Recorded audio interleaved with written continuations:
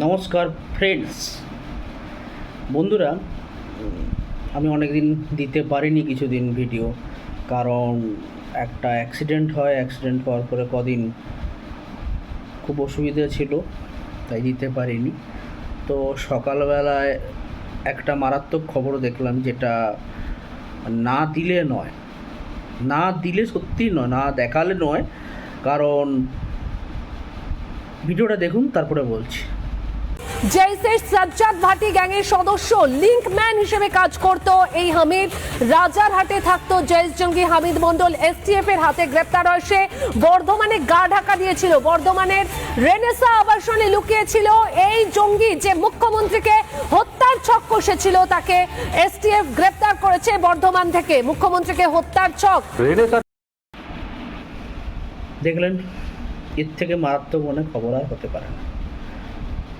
আজকে আমরা ভোরবেলায় দেখছি যে বেঙ্গল এসটিএফ কালকে রাত্রে বর্ধমানের রেনেসাস যে আবাসন আছে সেখান থেকে একজন জঙ্গিকে ধরেছে। নাম হলো হামিদ মণ্ডল, জঙ্গি হামিদ মণ্ডল। ইনি মানে কিছু বলার নেই, এই ব্যক্তির কাছে টোটাল গতিবিধি পাওয়া গেছে। ইনি একটা আইটি সেক্টরে কাজ করতেন, এখানে ভাড়া থাকতেন। আর এখানকার যে আশেপাশের লোকেরা নিজেরাও বুঝতে পারেনি এবং নিজেরা জানতেও না যে এখানে এই গতিবিধি চলছে। তিনি শুভেন্দু অধিকারী, আমাদের বর্তমান মুখ্যমন্ত্রী শুভেন্দু অধিকারীকে মারার ছক কষেছেন। এর থেকে বোঝা যাচ্ছে কি বলুন তো, যে অনেকের গাত্রদাহ হচ্ছে, অনেকের খুব অসুবিধা হচ্ছে। অ্যাকচুয়ালি বাস্তব সত্যটা এইটাই, যে বিজেপি ক্ষমতায় থাকায় সেন্ট্রালে অথবা স্টেট লেভেলে অনেকের প্রবলেম হচ্ছে। অনেক পার্টির ভারতের অভ্যন্তরে প্রবলেম হচ্ছে, বিদেশে তো হচ্ছে। বিদেশে যেমন ধরুন আজকে পাকিস্তান ভেঙে খান পরবর্তীকালে না পিওকে ভারতের অন্তর্গত হয়ে যায়। বালুচিস্তান আজকে নতুন প্রদেশ হয়েছে। পাকিস্তানের জঙ্গি কার্যকলাপটা বন্ধ হয়ে গেছে। আজকে বাংলাদেশ পুরো অনুপ্রবেশে প্রবেশ চলতো, বাংলাদেশের অর্ধেক মানুষকে আজকে পুশব্যাক করা হয়েছে। এতে খাদ্য সংকট দেখেছে, খেতে পায় না তো, ভিখারির বাচ্চা ওরা। সেই জন্য ওদের তো গাত্রদাহ চলছে। সেখানে জঙ্গিদের খুব আজকে যখন বাংলাদেশে ব্যারিকেড দেওয়া হয়েছে, এতে কী হয়েছে, জঙ্গিদের অনুপ্রবেশ বন্ধ হয়ে গেছে। আজকে ভারত ছিল একটা সেফ প্লেস। ভারতের কলকাতা বা কলকাতা সারাউন্ডিং বা বর্ধমান, মুর্শিদাবাদ, মালদা, এগুলো ছিল একটা সেফ ডেস্টিনেশান। তৃণমূলের 15 বছরের আমলে একটা সেফ ডেস্টিনেশান ছিল, এটা ওদের কাছে বন্ধ হয়ে গেছে। বাংলাদেশে থাকলে তো ওদের সম্ভব নয়, খেতে পাবে না। সেদিকে পড়ে আছে আমেরিকার এখানে দাদাগিরি চলছে না। আজকের ডেটে এই ভারত, পাকিস্তান, চীন, বাংলাদেশ এরা কি করছে না, ভারতের যে দেশদ্রোহী পার্টিগুলো আছে, কংগ্রেস, এ তো পুরোপুরি বিদেশের অঙ্গুলি হেলনে চলে।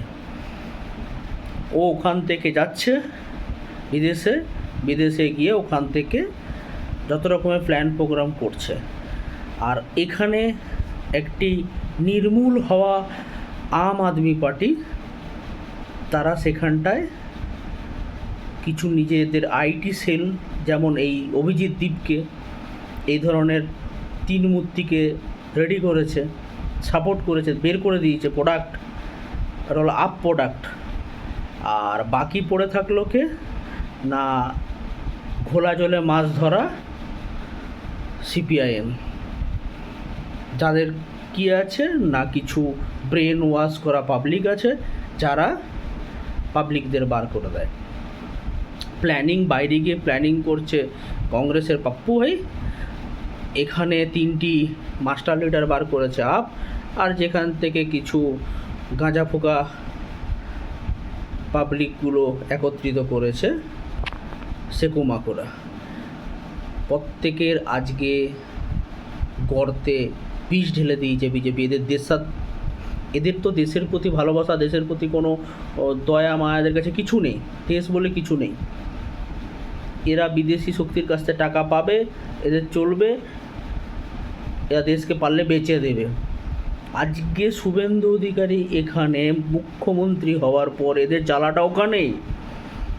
আজকে বাংলাদেশ থেকে অনুপ্রবেশ হচ্ছে না, এখানটায় সেফ হাউস বন্ধ হয়ে গেছে।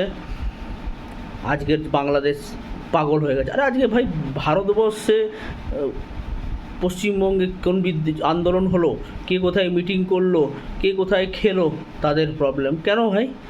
কারণ আছে, ওদের জ্বালা হচ্ছে যে আজকে অনুপ্রবেশ বন্ধ। আজকে মমতা বন্দ্যোপাধ্যায় আজকে বড় যে প্ল্যান ভেস্তে গেছে, অনুপ্রবেশ বন্ধ হয়ে গেছে। আজকে হিন্দু রাষ্ট্র পরিণত হয়েছে, হিন্দু স্টেটে পরিণত হয়েছে, মানুষের মধ্যে একটা সম্প্রীতি বজায় আছে, সাংস্কৃতিক সম্প্রীতি যেটা মানুষের মাঝে সেটা বজায় আছে। মুসলিমরাও এখানে যথেষ্ট শান্তিতে আছে, সবার মধ্যে ভালোবাসা আছে। আজকে শুভেন্দু অধিকারী মহাশয়ের প্রত্যেকটা ভালো ভালো স্টেপ এবং শিল্পের প্রসার ওদের জ্বালাত হচ্ছে, তার জন্য ওনাকে সরিয়ে দিতে ছক কষেছিলেন। এর পিছনে বোঝাই যাচ্ছে কাদের ছক, কে চায় এবং কাদের জ্বালাত হচ্ছে। ধন্যবাদ, সতর্ক থাকুন, প্রত্যেকে ভালো থাকুন। আমাদের চোখ কান অনেক খোলা রাখতে হবে। চারিদিকে জিহাদিরা বেড়ে গেছে, এই জিহাদি শক্তিদের দমন করতে হবে। নমস্কার, জয় হিন্দ, বন্দে মাতরম।